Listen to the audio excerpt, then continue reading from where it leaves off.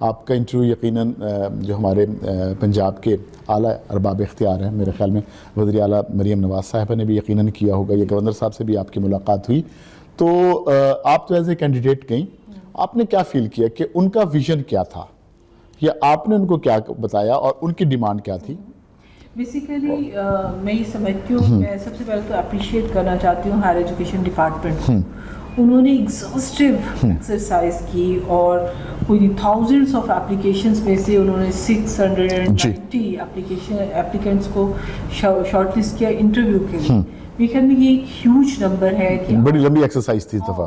اور انہوں نے اس پروسیس کو پھر بہت ہی زیادہ اپ ٹو دا مارک رکھا، کانفیڈینشیل رکھا، اور ان کی جو بیسک جو مجھے نظر آ رہا تھا، کیونکہ 4 ڈفرینٹ کیٹیگریز کی یونیورسٹیز تھیں، مجھے 3 کیٹیگریز میں نے اپلائی کیا ہوا تھا، اور میں ہر کیٹیگری میں گئی اور میں نے دیکھا، اور جو مجھے یہ لگا کہ they wanted to make sure کہ جو کینڈیڈیٹ آ رہا ہے وہ ہی اور she must be well awared of جو یونیورسٹی کا ڈفرینٹ وہ ہے، نومنکلیچر ہے، یا ان سے ان کے بارے میں پتہ ہو، اور دوسرا یہ کہ اسے فائنینس کا پتہ ہو کہ فائنینشلی کس طرح سے انسٹیٹیوٹ کو رن کرنا ہے، اور ایک ویژن بھی ہو کہ آپ جو کنٹمپریری ہے اس کے ساتھ آپ کا الائن ہو ویژن کنٹمپریری ورلڈ کے ساتھ.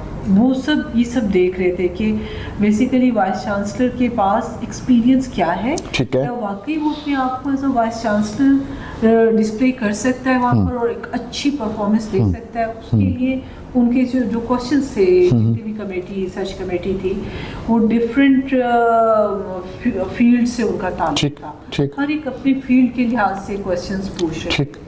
کچھ اکیڈیمیشینس تھے تو انہوں نے ریسرچ کے حوالے سے پوچھا. ظاہر research universities they are meant for research. جی بالکل. اور پھر کچھ ایسے بھی تھے جو یہ چاہتے تھے کہ یونیورسٹیز کا انڈیپینڈنٹ فائنینشیل ماڈل ہو، تو وہ اس حوالے سے پوچھنا چاہ رہے تھے کہ میرا کیا ویژن ہے کہ میں کس طرح سے یونیورسٹی کے ساتھ لنک اپ کروں گی.